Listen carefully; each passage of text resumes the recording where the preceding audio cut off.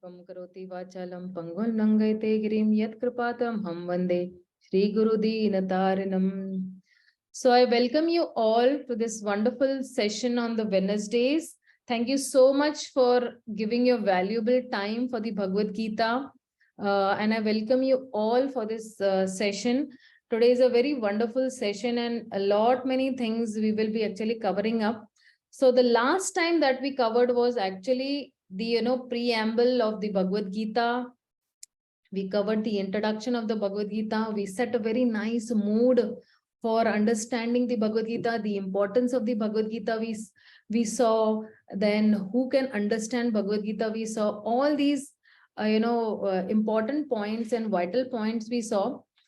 Today we will be moving to the second chapter, but the first we'll be moving to the second text, but the first text and the second text are really connected, and there are many other vital points also that are covered again with the text number 1 also, and text number 2 also. I'll be discussing that also.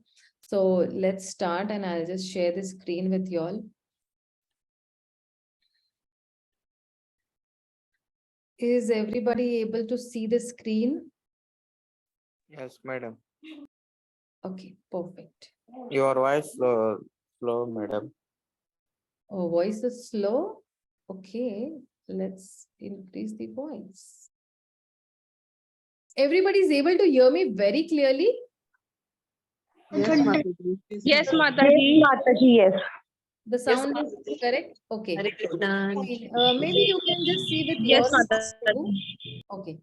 Maybe you can see with your sound, Rupa, okay? So, this first chapter of the Bhagavad Gita, it starts with Dhritarashtra Uvacha. Dhritarashtra is actually saying this particular shloka. And that the first shloka, we really discussed it last time also. But we'll be little again just taking a small recap of the first text, and then we'll be moving to the second text also. So in the first text, that's the only one shloka that Dhritarashtra is actually speaking. So if we see, the Bhagavad Gita is actually called the Gita Upanishad. The Upanishad means to sit near and hear a secret.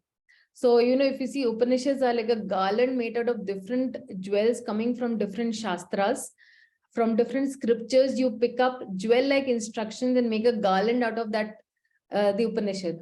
Now, among the garland, if you see, you have a main rose in the center and the other, flowers on both the sides. And if different flowers from, the garden are like different Upanishads, like the Katha Upanishad or the Mundaka Upanishad, then the central rose is the Gita Upanishad. So the Upanishads are the essence of the Shastras, and this Gita Upanishad or the Bhagavad Gita reigns as the king of all that Upanishads. So in 700 verses, Krishna is speaking all that all of us have to hear. There are 18 chapters, and the Padma Purana describes that the first 5 chapters are like the 5 heads of the universal form, that is a Vishwarupa. The next chapters, the next 10 chapters, they are like the heads of the universal form. And the 16th chapter forms the waist or the navel of the Lord. The 17th and the 18th chapters are like the lotus feet. Just like in the Srimad Bhagavatam, the first 2 cantos are the lotus feet of the Lord. So chapter 1 is oftentimes not understood to be as a part of the Bhagavad Gita. People are not interested in reading this because Krishna has not spoken in the first chapter. Krishna starts speaking in the second chapter. So, we want to cut the chapters where Krishna is not speaking, and from the verse where Krishna starts speaking. But interestingly, Krishna is teaching us the principles of mentorship. How to be a good teacher or leader. till the time a person comes to offer you help, don't offer him your help. If you go and advise, then he does not need it. So he's not going to anyway, take it. First chapter, Krishna is letting Arjuna figure out the problem. Arjuna goes over and thinks that there is no problem. He looks around and thinks over, I can solve this problem. But only in chapter 2, text number 7, where he says that Karpanya dosho pahata swabhava prichhami tan dharma sammoda chetasa yachreyaya nishitam bruhitan me shishya stitham sadimam tvam prapannam. So when he comes and bows down to Krishna, saying that, Krishna, there is a problem and I do not know what the problem is. And third, I do not know how to solve it. Only you can help. And that's where Krishna starts speaking. So chapter 1 helps us to get into the shoes of Arjuna. Chapter 1 helps us to understand that Krishna is the driver of your chariot. He's taking care of your life. And a devotee means only one who has given his life in the hands of Sri Krishna, who has agreed that the charioteer of my life is Lord Sri Krishna. Until and unless that transition happens within our consciousness, we will just read the message of the Bhagavad Gita as a third party. So we will not read it from an application point of view. So in my opinion, if you ask me, chapter 1 is the best chapter of the whole Bhagavad Gita, because the remaining 7 chapters are the solution to the problem. But if we do not know what the problem is, what are we going to do with it? So now Dhritarashtra is asking Sanjaya that, what did my sons do?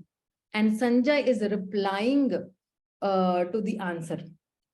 So let's chant this particular shloka. It's like the second shloka. It says, you all can repeat after me. Sanjay uvacha. Sanjaya uvacha. Drishtva tu pandavanīkam. Drishtva tu pandavanīkam. Vyudham duryodhanastada.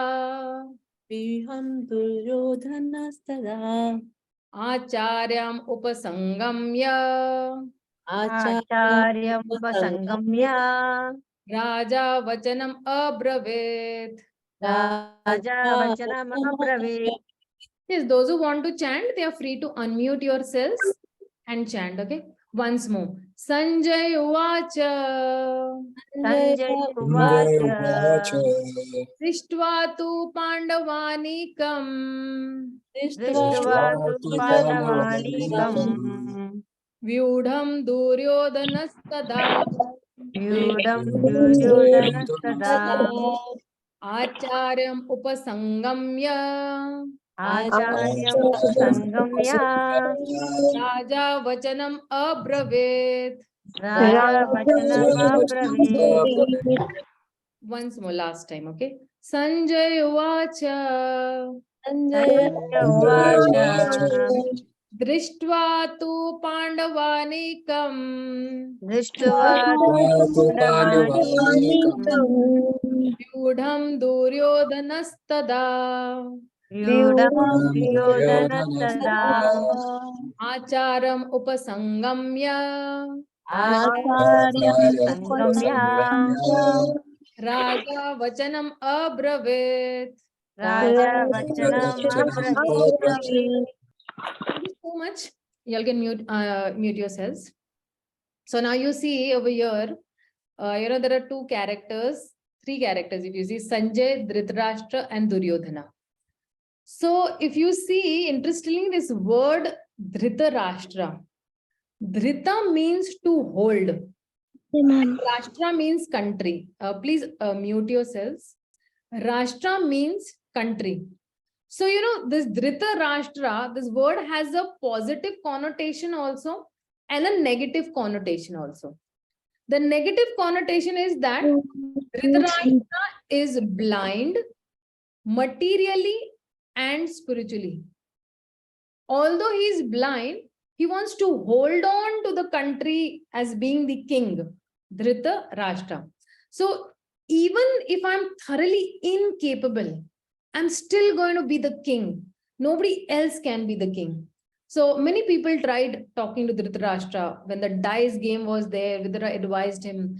Vidura told him, don't do that. Why are you doing that? Understand the motives of your son. This will lead to a huge war between the brothers. Dhritarashtra said to Vidura that, what can I do, Vidura? Destiny is very powerful. Whatever destiny wants will happen. I'm just a puppet in the hands of destiny. And when Vidura again tried to convince, the Dhritarashtra would say that, Vidura, what can I do? I love my son so much.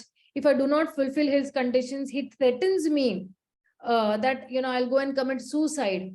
I cannot live without Duryodhana. And even though Vidura, reminded him that, see, you don't have one son, you have 100 sons. So if you see, our acharyas have commented this, and Dhritarashtra had two famous excuses that everything is destiny, and I love my son very much. And that's why he is the main culprit. If you see, he is the main culprit of Mahabharata.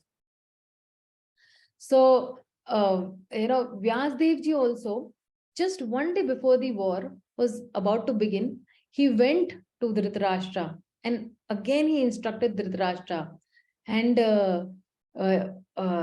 he gave again Dhritarashtra, he also again gave excuses.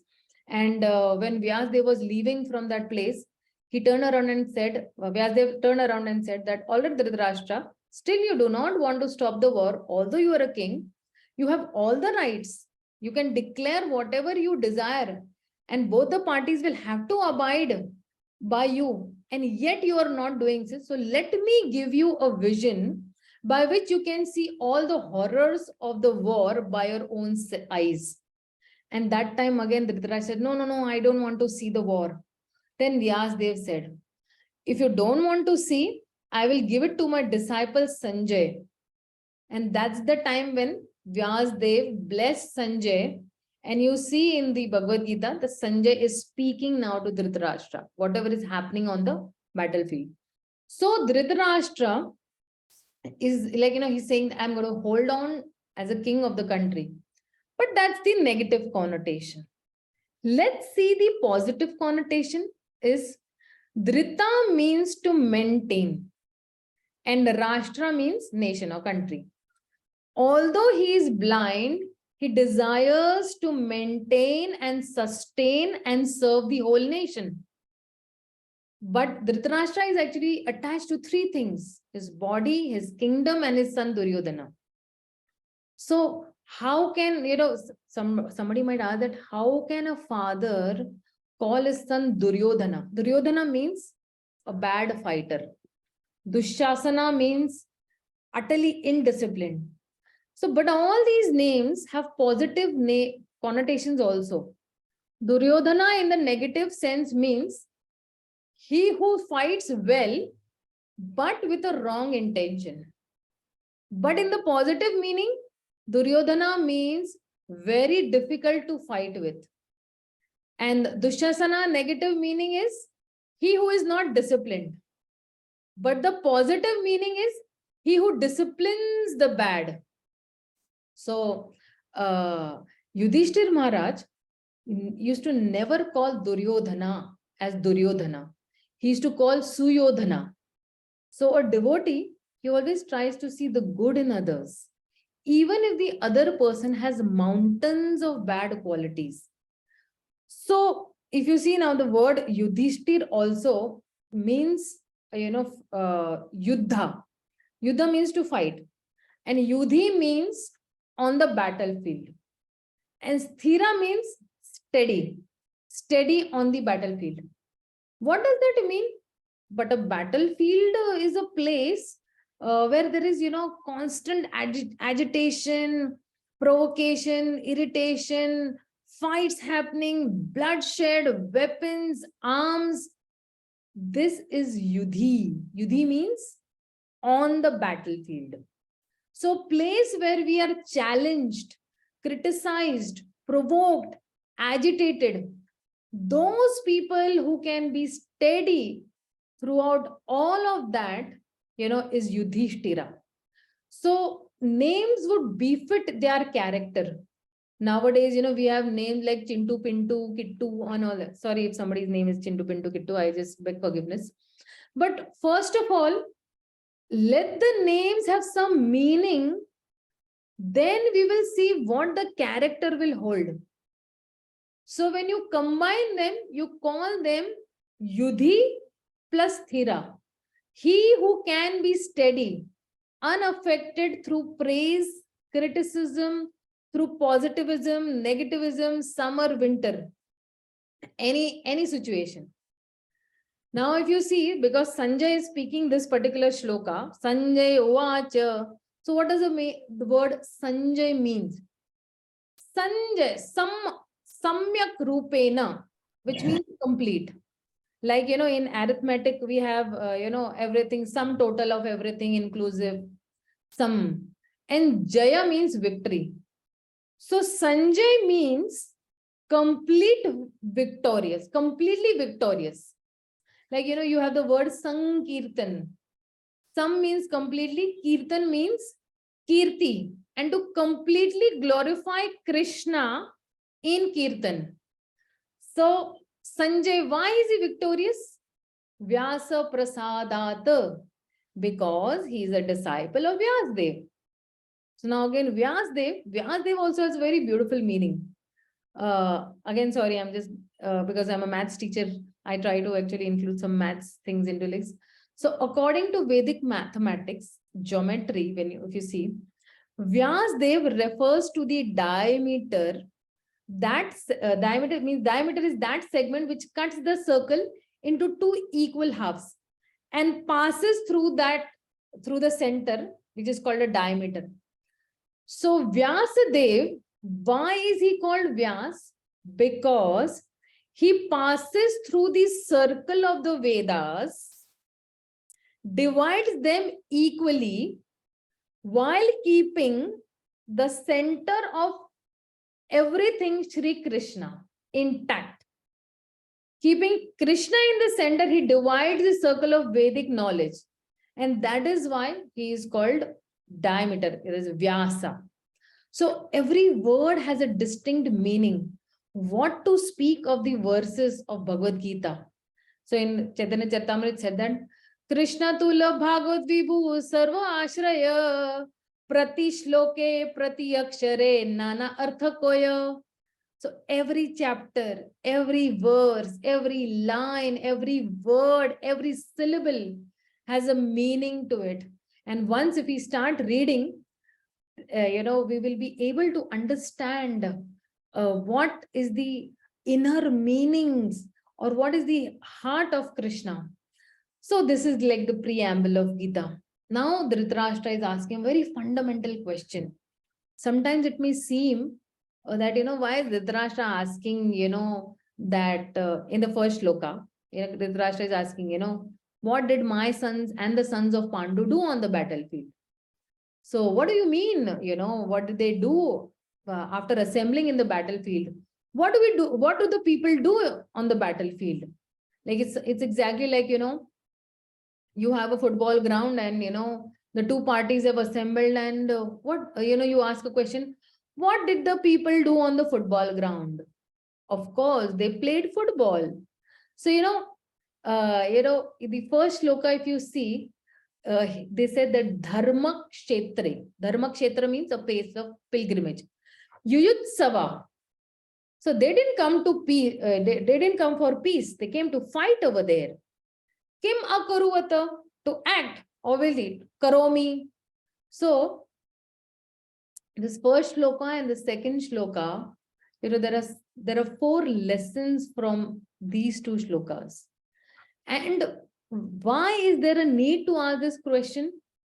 Because Dhritarashtra very well knew that once when the Kauravas had sent the Pandavas for 12 years of exile, and the 13th year was incognito, that is Agyatavas, they're hiding, and if they are caught, then again they have to go 12 years, in the forest.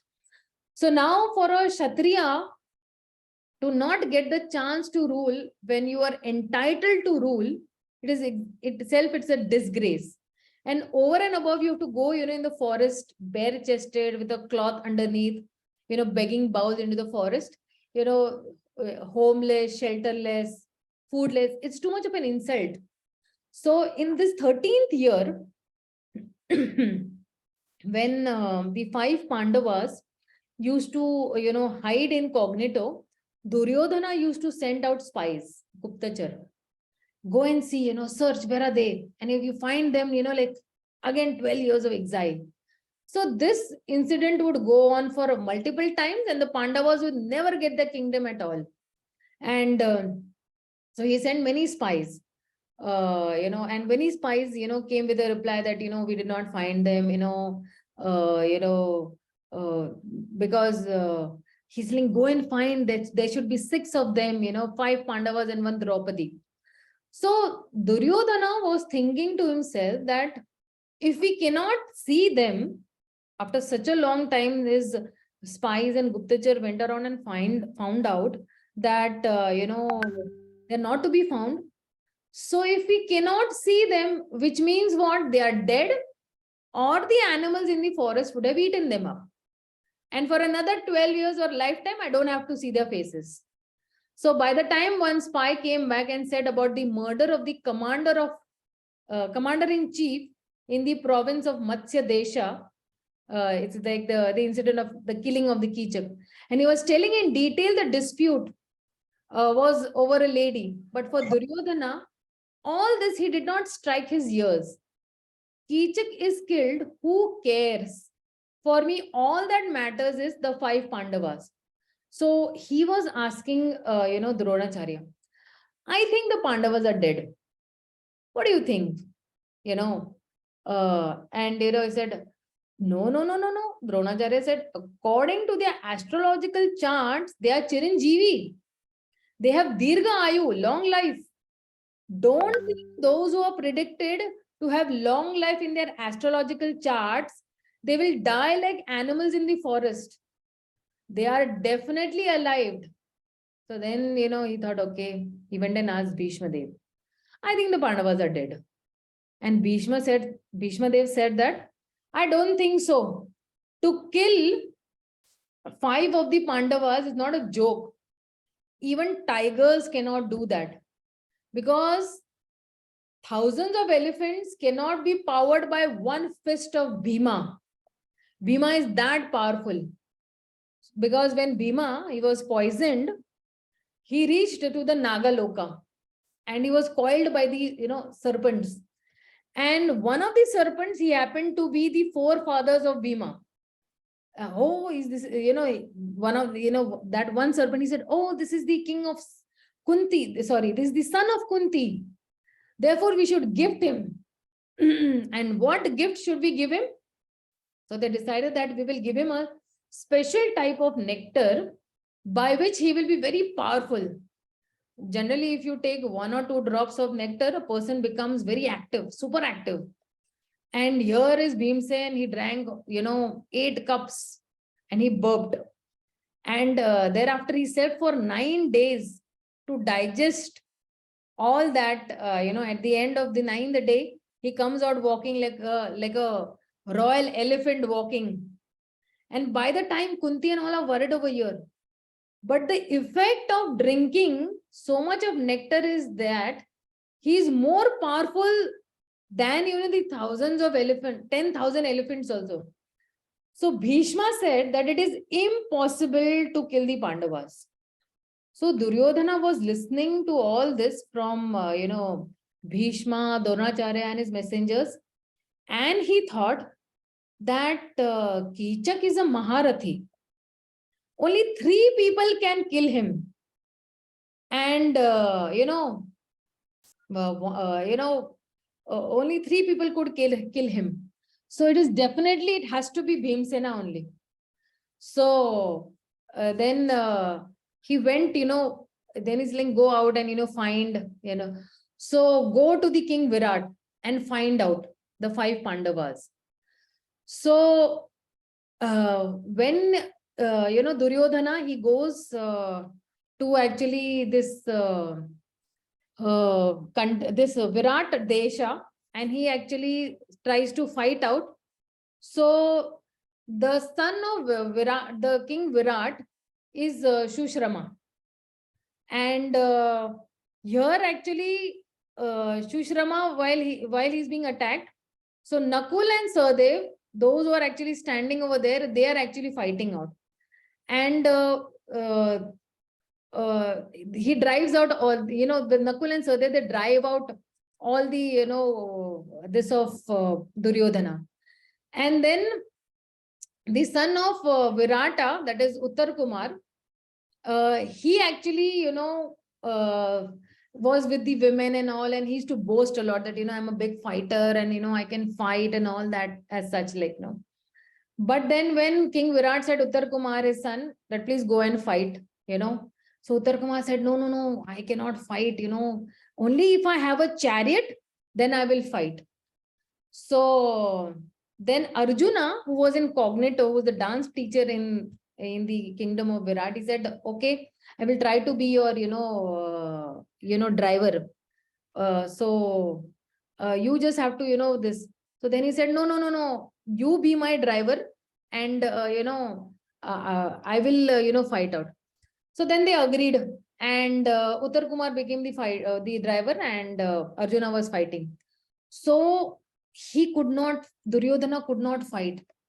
And Arjuna with his arrows defeated the whole ocean of armies of the Kauravas. So now, Duryodhana, and he actually even defeated Duryodhana in that particular fight.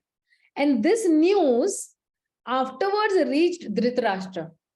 He thought to himself that when one Arjuna can completely defeat the whole Kaurava army, what to speak with Bhima, Yudhishthir, Nakul, Sahadev, Krishna, and all of them, and that too in the place of pilgrimage, Dharma Kshetra. He was completely sure that the Kauravas will be defeated. So again, he's asking, Kim Akuruvata, what happened? Were they defeated? This is out of fear. Dhritarashtra is asking him that I know one Arjuna can defeat the Kauravas, and now he's having the help of so many, soldiers. What happened to my son? Kim Akuruvata? What did they compromise? Did my sons give up? Did they die? Were they killed? What happened? So Dhritarashtra over here is in an anxiety, confusion, distress. He has an inner fluctuation. So it is not, it's not like a blind statement that he made, what happened, So, he sitting in his palace, he went through a lot of this anxiety. Now the second story. When the Pandavas were in the exile and they were in Kamyavan. Where is Kamyavan? Kamyavan is in, Vrindavan.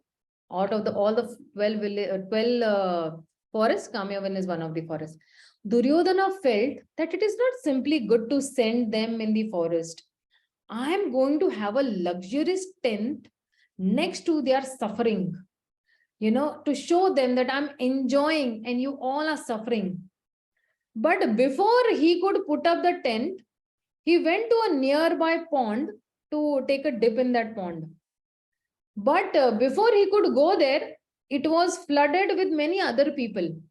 So he said that, he told them that please get out of this pond. I am the king and I want to take a dip.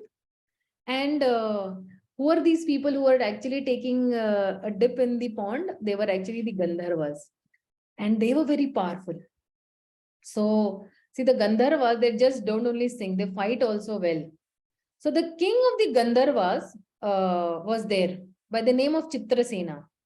Chitrasena said, no, we come over here first. We came over here first. We are going to enjoy the pond here. You have come later, so you please go. So now Duryodhana became very furious. He said that I am the king of this desh. Please get out. And Chitrasen said, king of which province are you talking about? Actually, Duryodhana had not become the king. He was just Yuvaraj. So if you take another step closer, we will shoot you arrows.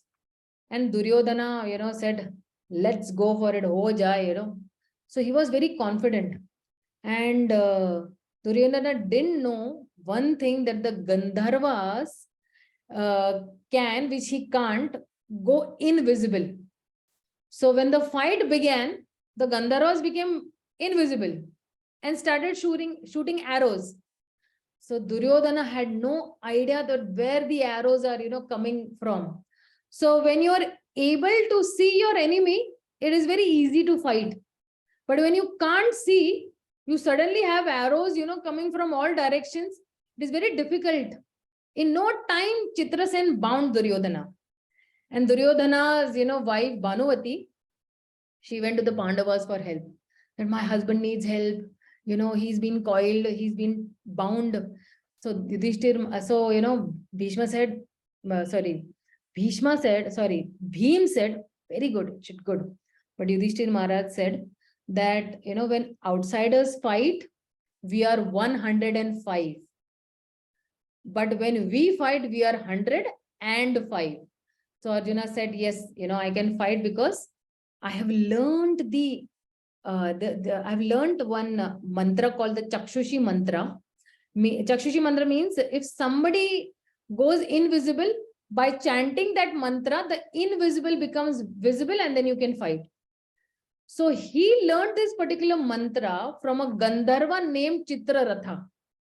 So he chanted the Chakshushi mantra and all the invisible became visible, and Duryodhana fell from the clutches of the Gandharva.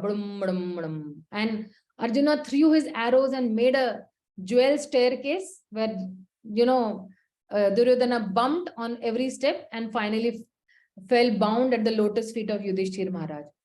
So now this completely, this incident completely infuriated Duryodhana, that how could my wife go to Yudhishthir, and was shouting his wife. So this story also Dhritarashtra had heard, that how Arjuna had completely defeated the Gandharvas also.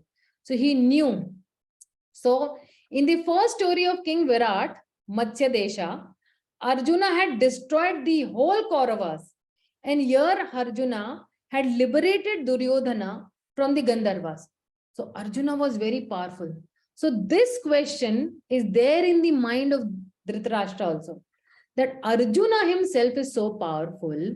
What to speak of all the Pandavas put together? They will definitely, defeat my sons. And over and above, Krishna is there. And they all are finding, in the Kurukshetra, their home ground, they're fighting. Kurukshetra is their home ground. So all this put together, that because they had their home ground, Pandavas had their home ground, Kurukshetra, so they had an advantage. So, on your home ground, you have an advantage, right? So if you're in India, you have a great advantage, if something happens, people can come and help you. But if you're in an alien country, it is very difficult. So they had again Krishna on their side. Arjuna had defeated many times the sons of Dhritarashtra. And what is the hope for my sons to win the battle? So now the first lesson, over here is that why is Dhritarashtra asking this question to Sanjay? So there, I said there are 4 lessons from the text 1 and 2. The first lesson, that both of them are sitting in the same room in the palace. The battle is going on in Kurukshetra. Why would a person who cannot see sitting here asking another person who's sitting in the same room about it? So, the word Sanjaya is used over here. That when the right time comes, my blessings, the eternal pastimes, because actually Sanjay had these blessings, that when the right time comes, by my blessing, the eternal pastimes of the Lord will be manifest to you in your heart. Just like, who imagined, who can sit in your house and take a live darshan of the deities in the temple. Imagine. So, through wireless communication, you can take darshan of the deities, satellite, television, all these things. But with this whole thing, it is possible. So, he had a transcendental television. So you don't need even TV set. It can be reflected in your heart. And just in deep trance, you can see. So the lesson for us is that one must seek a seer. To know about the pastimes of Krishna, one must approach a person who can see. And in Bhagavad Gita, it says that approach a person, tadvidi pranipatena prashnena sevaya. Just try to learn the truth by approaching a spiritual master and inquire from him submissively. So, approach a person not who smells the truth, not who hears the truth, not who touches the truth, but he who sees the truth. So here Dhritarashtra, although he is blind, materially and spiritually, he is teaching us. All of us, we may, open our eyelids, but we are spiritually blind.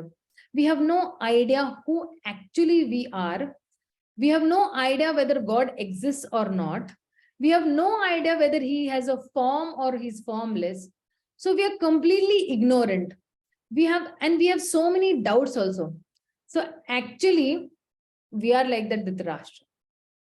Who is Dhritarashtra? He's holding on to his family members, holding on to his assets, holding on to his, possessions. And Sanjaya is he who is completely victorious in the cycle of birth and death, who has broken the cycle of birth and death. He's completely victorious. So, that Sanjay we must approach, that Guru we must approach. Sometimes, people ask, then it is between me and God. Why do I need a middleman? The answer is that, in an example, if you all know, Guru Nanak is a great saint. Once he visited the temple of Jagannath Puri. He went in front of the Lord, Jagannath, and there he was singing glories of his Guru. And so all the Pandavas are thinking, he has no idea what Jagannath is, who Jagannath is, and why would anybody sing the glories of one Guru in front of God? So he came out, he came out of the temple and his disciples started singing his glories, means Guru Nanak's glories. Now the Pandavas, they couldn't take it. They said that your Guru comes and sings the glories of his Guru, and you all are coming and singing his glories. What is this nonsense? So Guru Nanak called the Pandas and he lit a fire. He told the Pandas, touch this fire. The Pandavas said that we cannot touch the fire. Guru Nanak said, why? Why have a middleman? Touch the fire. They said, no, we cannot. So Guru Nanak got them a log of wood and said, now put this wood in the fire. Put this wood in the fire. And from the other end, hold it. So they put it. And now they held the wood which touched the fire. So Guru Nanak said that, now you are touching the fire, is it not? They said, yes. So he said that Guru is like that wood and Jiva is on the other side. Krishna is like the fire. Nobody can approach him directly. But by approaching a person who can approach Krishna, we can approach Krishna. And that is Guru. We have, different lenses in the telescope. Like having the lenses in a telescope, you use the telescope to see the stars, which are very, very far away from us. We're actually, they are very big, but they appear very small from, the earth. So you see through the telescope and they appear very big. So these lenses are all very transparent and they are all magnifying. So without these lenses, you cannot see, but when you see through those lenses, you can see everything very clearly. So why I'm giving this example of lenses is that the telescope are like, different spiritual masters in our parampara. They all must be very, they all must be very transparent, meaning that they are not, selfish. They are selfless. There is no duplicity. They're completely like clear glass, completely good by their heart. And secondly, they must be magnifying, which means that they must be very merciful. So, merciful in giving more to others. So I am able to see, so much, I will reveal so much. So these teachers are different lenses, like different teachers, they all are transparent and magnifying. But still people give an argument that no, I don't need a guru. I can read these books and gain knowledge. I don't need a living guru. So, when, when we approach a proper guru, when we approach a bona fide guru, that's the time we will be able to actually know the Shastras. So, in one of the Sanskrit shlokas, we say that Keshavam patitam drishtva Pandava harsha nirbhara Rudanti Kaurava sarve ha ha Keshava Keshava. So, it says that Rudanti, it says that, Keshavam patitam drishtva means that when I am seeing, so Keshava means seeing a dead body floating on the water. So what happened? Pandava harsha nirbhara. Pandava means actually fishes. The fishes became very happy seeing a dead body floating because now they have found food for 1 year. So the word pa means water and andava means that which comes from the egg under the water. So they are the fishes. So Rudanti Kaurava Sarve. Ka means bad. And Rava means, howling sounds. Howling sounds of the jackals and, other animals, hyenas and all. So Rudanti Kaurava Sarve. So they're crying and howling again. Ha ha Keshava, Keshava. K means on the surface. Shava means dead body. Dead body on the surface. So even if we read, how are we to understand? How are we to understand? So Srila Prabhupada writes, that's why we should read Bhagavad Gita from whom is a devotee of the Lord or devotee of Krishna. The understood meaning from the book is something else and the intended inner meaning is something else. So it's called Prokshavad, meaning something said in, secret.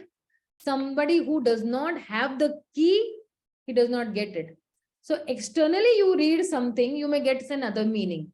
But only when you have the key to open up the box, that's why I said, in the first class, I said that Bhagavad Gita is like a jewel box.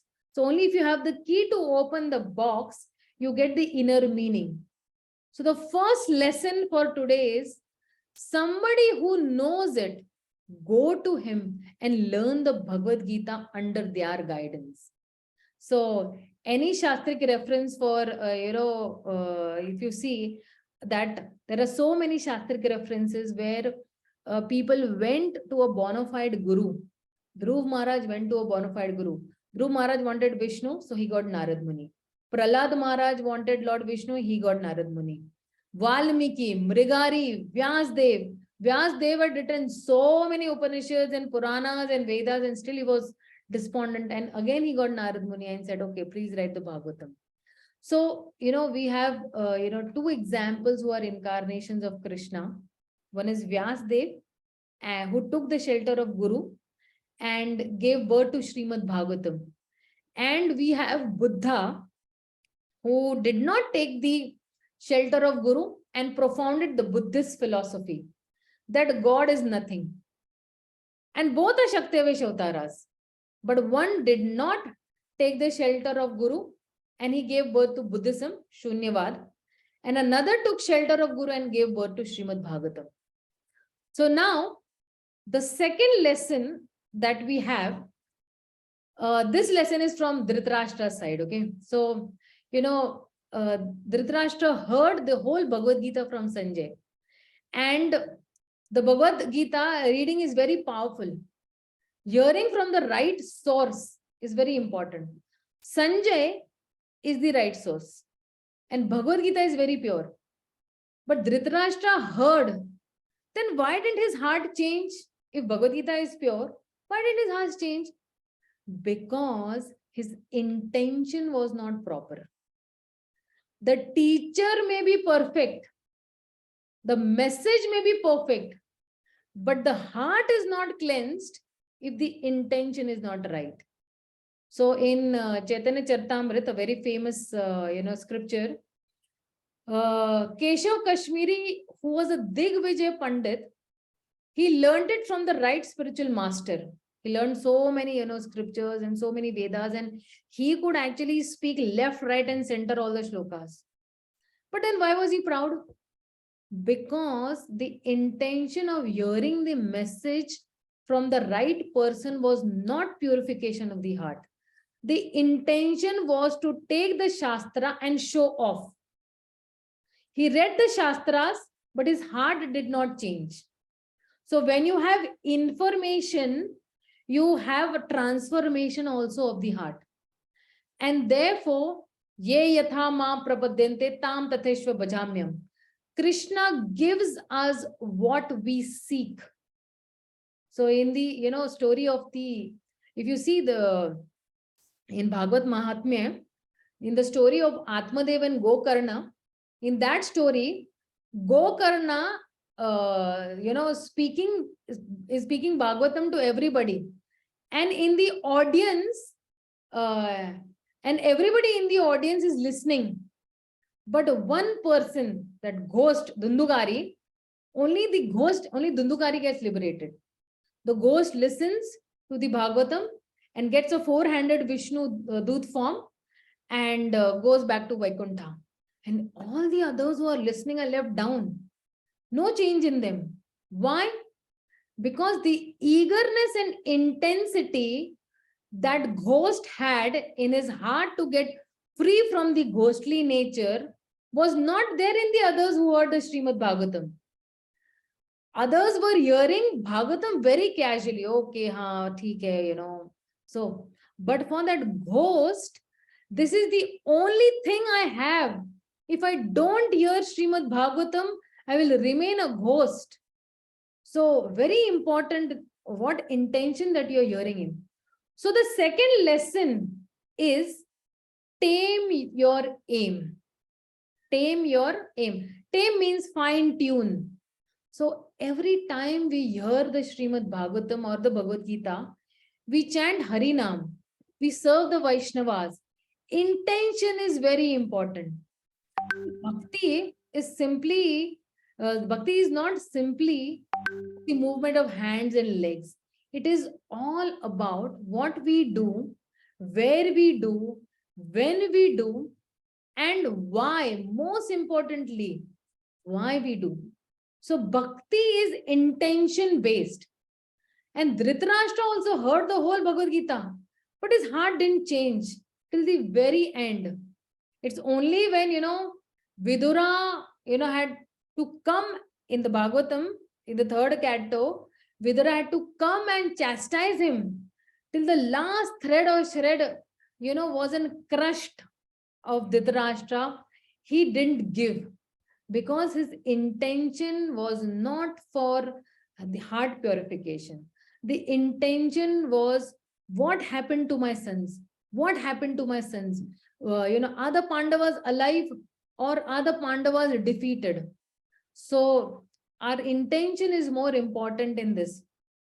So even His Grace Mahatma Prabhuji, through he says that through our words we can get to know what our attachment to the holy name is. Or oh, it is 5 p.m. again, I have to chant. I don't want to chant, but it's a burden on my head to chant my 16 rounds. Oh, it's 5 p.m. again and I want to chant 16 rounds.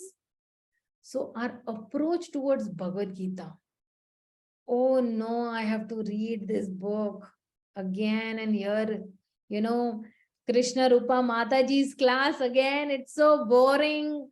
Oh, or, oh, it's Bhagavad Gita time, it's 8 o'clock. Let me hear what are the gems and jewels, what I can catch from Srila Prabhupada's purports. So it's not simply, passive hearing. It is active hearing. So if I'm hearing Srila Prabhupada's class, which means I'm giving a telephonic conversation, I'm having a telephonic conversation with that person right now, and he's speaking directly to me. So these are the two lessons that we have learned today. What is this? Seek the seer means approach a spiritual master or approach a person who has seen the truth, who has studied the Bhagavad Gita, who is living by the Bhagavad Gita, and tame your aim. What is your intention for studying the Bhagavad Gita? What are our intentions for doing any activity in our life? So with this actually I give a halt to my, this. Anybody has any questions or queries? Okay, let me just check in the chat that what are they saying? Okay, we only Hare Krishna. Okay. Anybody has any queries or comments or reflections you all want to give, that how you all felt about this class or the information that was given to you all? Hare Krishna Mataji, Dhanavad Pranam. Yeah. I would request everybody to please raise your hands and I will unmute you all and then you can ask me questions. Very humble because otherwise what will happen is it will become a fish market. Everybody is asking questions from all sides. Okay, so please raise your hands. So who's raising their hands? Okay, somebody is, okay, Ranjana, yes, you can tell. You can ask. Ranjana.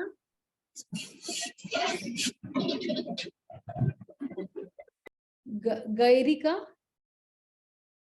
हरे कृष्ण माता जी, धन्यवाद प्रणाम। माता जी और एक बार please mention कर देंगे क्या, जो 2 पॉइंट्स हम लोग आज सीखे वो श्लोका के साथ कैसे रिलेट कर रहे हैं? Yeah, how are we relating this to the shlokas? See, seek the seer. When we are blind and we don't know anything, Dhritarashtra was blind, right? And he did not have, see, he was getting right direction also. He was hearing also from the right source. But what was he doing? He did not have that intention of hearing only, because he was so much stuck in his own me and mine. So the first lesson we think one must seek a seer, which means what? That I must try to see, if I want to learn something, I want to hear something, then I must seek a seer. Dhritarashtra did not want to take any lessons from anybody. Dhritarashtra was so much caught up into his own holding of the country and holding of his sons and positions and kingdom. So that is why he wanted help, but he did not seek the help. So in our lives also, when we are in confusion, we are in doubts, we are in anxiety, we must seek a spiritual master. We must seek a particular person who has seen the truth. Even in the second chapter, Arjuna, when he is confused, he is approaching Krishna. Initially, Arjuna is acting as like a leader. Okay, he's telling Krishna, okay, take my rath to, in the battlefield, take my rath, in between the two armies. But later on, he became, the student of Krishna. Initially, he was acting as a leader of Krishna, but he became the student of Krishna. And even with a tame your aim, we need to fine tune कि हम जो कुछ भी सुन रहे हैं, क्या हम वो grasp करें? Are we applying it into our lives? Is my intention of hearing the Bhagavad Gita is that I want to be scholarly, or I want to live by the Bhagavad Gita, or I want to apply this Bhagavad Gita in my life? That intention must be very clear with us. Okay, Karika? Thank you so much, Mataji. Hari Bol. Hare Thank you. Krishna. Hare Pranam. Any more questions? Okay, everybody understood everything. That's nice. So if you'll have questions, you all can always feel free to ask questions.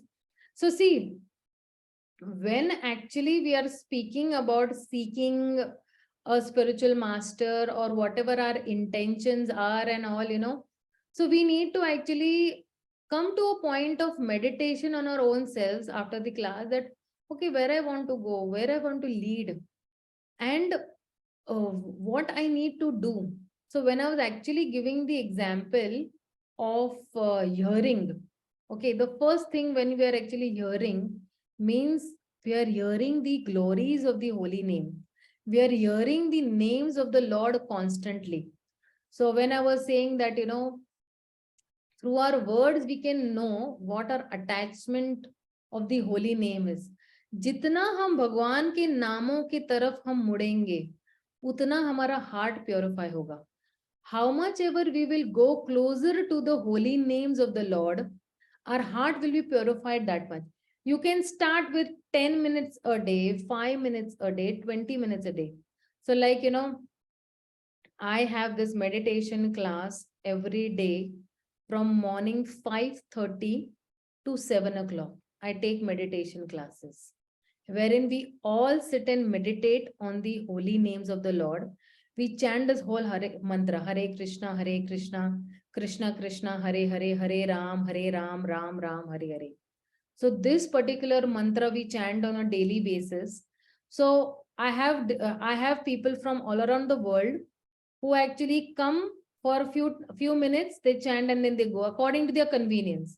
So I start chanting from around like 5:15, but I open up that WhatsApp group, or I open up the Zoom link at 5:30. So some person comes at 5:30, he can go out at 5:45 also. Somebody comes at 6 o'clock, he goes out at 6:15 also. 10-15 minutes he is doing meditation. He's actually reflecting on the holy names of the Lord.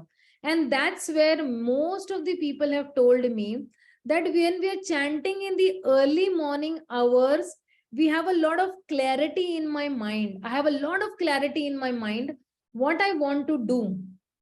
And for example, many people have even said that, okay, a particular task is taking me 4 hours, but now I take only 2 hours or 1 hour to do that task. So there is clarity. So the moment we will start chanting the holy names of the Lord, we will have a lot of clarity in our hearts, in our minds also. Why? Because now the Lord is intervening into your life. Where we were previously very confused and we did not have clarity about our life, when Krishna comes into your life, there is clarity. Ka and ka. Krishna gives you clarity.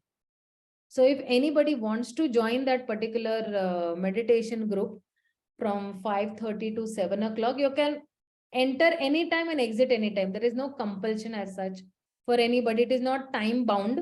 You can come for 10 minutes also. You can come for 15 minutes. You want to wait for 1 hour, you can wait for 1 hour also. So if anybody wants to join that meditation group, please let me know. I will add you all into that group, and you all will be getting the Zoom ID every morning. And it's a static Zoom ID. So even if I post, I don't post, you all can join in that particular Zoom ID and you all can chant the Hare Krishna Maha Mantra meditation for 10 minutes, 15 minutes, whatever you want to chant. Okay, anybody else has any questions or queries or doubts?